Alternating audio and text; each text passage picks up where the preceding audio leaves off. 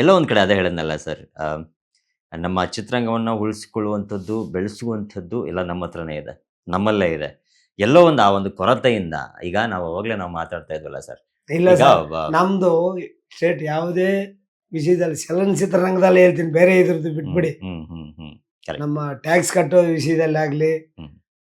Sir, ನಮ್ಮಲ್ಲಿ KGF, Kantara ಎಂತ ಸಿನಿಮಾಗಳು ಬಂದಿದಾವೆ ಸರ್. ಹೌದು ಹೌದು. ಇಡೀ ಪ್ರಪಂಚನೇ ನಮ್ಮ ಕಡೆಗೆ ತಿರುಗಿ ನೋಡೋ ಅಂತ ಸಿನಿಮಾಗಳು ಬಂದಿದಾವೆ ಸರ್. ನಮಗೂ ಕರ್ನಾಟಕಕ್ಕೆ ಯಾರಿಗಾರ ಇಷ್ಟೊಂದು ಪ್ರಶಸ್ತಿ ಬಂದಿದೆ ಸರ್ ಯಾವ್ದಾರ ಸ್ಟೇಟ್ಗೆ ಇಲ್ಲ ಇಲ್ಲ ಇಂಡಿಯಾದಲ್ಲಿ? ಇಲ್ಲ, ನಿಜ ಅಲ್ಲ. ಅಲ್ವಾ? ಯಾಕಂದ್ರೆ ನಮ್ದೇ ಆದಂತಹ ಒಂದು ಇತಿಹಾಸ ಇದೆಯಲ್ಲ ಸರ್. ಈಗ ಇತಿಹಾಸ ಇದೆ. ಯಾಕಂದ್ರೆ ಅಣ್ಣವ್ರ ಕಾಲದಿಂದ ಹಾಗಾಗಿ ಹಿಡ್ಕೊಂಡು, ಯಾವುದೋ ಒಂದು ಲ್ಯಾಂಗ್ವೇಜ್ ನಮ್ಮನ್ನ ಇದು ಡ್ಯಾಮಿನೇಷನ್ ಮಾಡ್ತಾ ಇರೋದು ಅನ್ನೋದು ತಪ್ಪು ಸರ್. ಹ್ಮ್.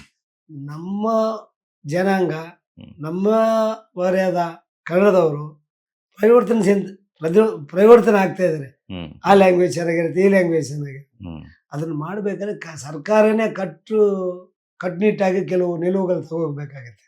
Correct sir. ಇನ್ನು ಈಗ ನಮ್ಮ ಚಿತ್ರರಂಗದಲ್ಲಿ ನಾಯಕ ನಟರಾಗಿರ್ಬೋದು, ಬೆಳೆದ ಮೇಲೆ ಈಗ ತಾವು ದೊಡ್ಡ ಸ್ಟಾರ್ ಆಗ್ತಾರೆ, ಇಲ್ಲಿಂದ ತಮ್ಮ ಹೆಸರನ್ನ ಪಡ್ಕೊಂಡಿರ್ತಾರೆ.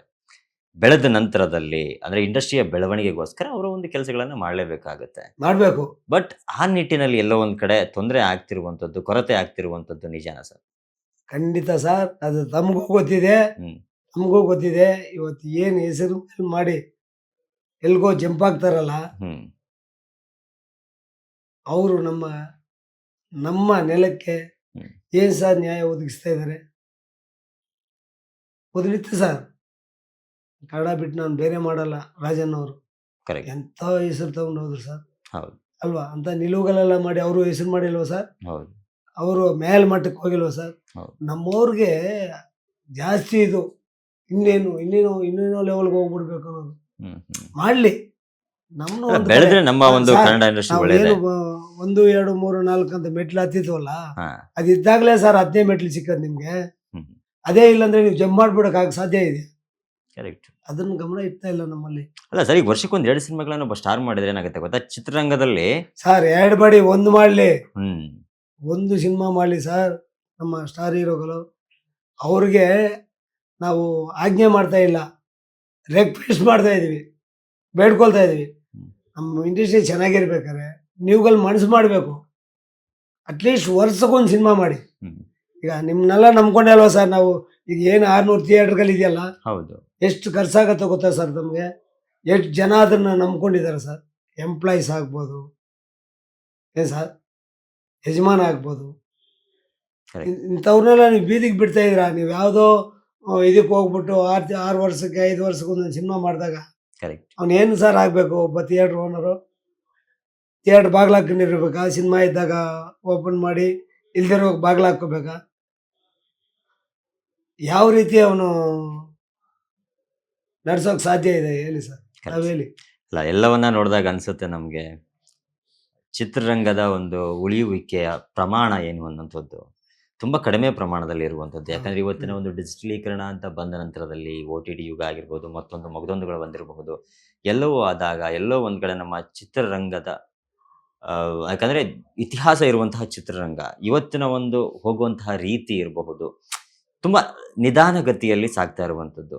ಇದೇ ರೀತಿ ಮುಂದುವರೆದ್ರೆ ಚಿತ್ರರಂಗ ಉಳಿಯುತ್ತಾ ಅನ್ನುವಂಥ ಪ್ರಶ್ನೆ ಯಕ್ಷ ಪ್ರಶ್ನೆಯಾಗಿ ಕಾಡ್ತಾ ಇರುವಂಥದ್ದು, ಎಲ್ಲರಿಗೂ ಕಾಡ್ತಾ ಇರೋ ಪ್ರಶ್ನೆ.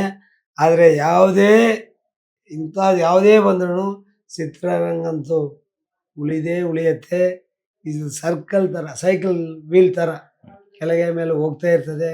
ಆದರೆ ಒಂದಾನೊಂದು ದಿನ ಇದು ಮೇಲಕ್ಕೆ ಎದ್ದೇಳ್ತದೆ ಅಂತೇಳಿ ನನ್ನಲ್ಲಿ ನಂಬಿಕೆ ಇದೆ. ಖಂಡಿತ ಇಂಡಸ್ಟ್ರಿ ಇದ್ದೇ ಇರತ್ತೆ ಸರ್. ಒಬ್ಬ ಮನುಷ್ಯನಿಗೆ ಆಹಾರ ಎಷ್ಟು ಮುಖ್ಯ, ಗಾಳಿ ಎಷ್ಟು ಮುಖ್ಯ, ನೀರು ಎಷ್ಟು ಮುಖ್ಯ ಇದೆಯೋ ಅಷ್ಟೇನೆ ಮನುಷ್ಯನಿಗೆ ಉಲ್ಲಾಸನೂ ಬೇಕು.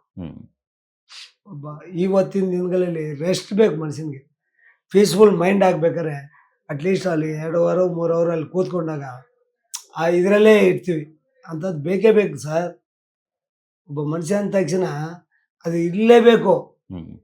ಇವೆಲ್ಲ ಎಷ್ಟು ಮುಖ್ಯನೋ ಅಷ್ಟೇ ಮುಖ್ಯ ಆಗತ್ತೆ ಎಂಟರ್ಟೈನ್ಮೆಂಟ್. ಅದು ಇಲ್ಲದೆ ಹೋಗಲ್ಲ. ಆದರೆ ಬಿಲ್ಗಳು ಇದ್ದೇ ಇರುತ್ತೆ. ಆಮೇಲೆ ನೀವು ಏನು ಆವಾಗ ಕ್ಯೂಗಲ್ಲಿ ಇದ್ಕೊಂಡು ಟಿಕೆಟ್ ತಗೊಂತಾ ಇದ್ವಿ, ಎಷ್ಟು ದೂರ ಕ್ಯೂ, ಸಂಭ್ರಮಗಳೆಲ್ಲ ನಡೀತಾ ಇತ್ತು. 50 ದಿನ 100 ದಿನ ಇಲ್ಲದೆ ಇರ್ಬೋದು, ಆಮೇಲೆ ಇನ್ನೊಂದು ನಿಮ್ಮ ಗಮನಕ್ಕೆ ತರ್ತೀನಿ, ಆವತ್ತು ಏನು ನಿಮಗೆ ಕಲೆಕ್ಷನ್ ಆಗ್ತಾ ಇತ್ತು ಅದಕ್ಕೆ ಲೆಕ್ಕಾಚಾರಗಳು ಮಾಡ್ಕೊಂಡಾಗ ಹೆವಿ ಆಗಿದೆ ಆಗೋ ಸಿನಿಮಾಗಳಿಗೆ, ಆಗದಿರೋ ನಿಲ್ಲು. ಮೊದಲೇನಂದ್ರೆ ಎಲ್ಲ ಸಿನಿಮಾಗೆ ಆಗೋದು ಅದ್ರದ್ದು ಯೋಗ್ಯಾನುಸಾರ ಕಲೆಕ್ಷನ್ಸ್ ಆಗ್ತಾ ಇತ್ತು. ಈಗೇನಾಗಿದ್ರೆ ಸಣ್ಣ ಸಿನಿಮಾಗಳು ಬರ್ತಾನೆ ಇಲ್ಲ ಜನ. ದೊಡ್ಡ ಸಿನಿಮಾಗಳು ಮಾಡಿದಾಗ ಸರ್ 100 ಕೋಟಿ 1000 ಕೋಟಿ, ಈಗ ಪುಷ್ಪನ ಮೂವಿ 2000 ಕೋಟಿ ದಾಟಿದೆ ಅಂತಾರೆ. ಹೌದು, ಇಡೀ ಇಂಡಸ್ಟ್ರಿಯಲ್ಲಿ ಆ ಕಾಲದಲ್ಲಿ ಎಷ್ಟು 1000 ಕೋಟಿ ಮಾಡಿದ್ದಾರೆ ಸರ್? ಕರೆಕ್ಟ್. ಮುಂದೆ ಸಿನಿಮಾ 2000 ಕೋಟಿ ದಾಟಿದೆ ಅಂದ್ರೆ ಇದೆ.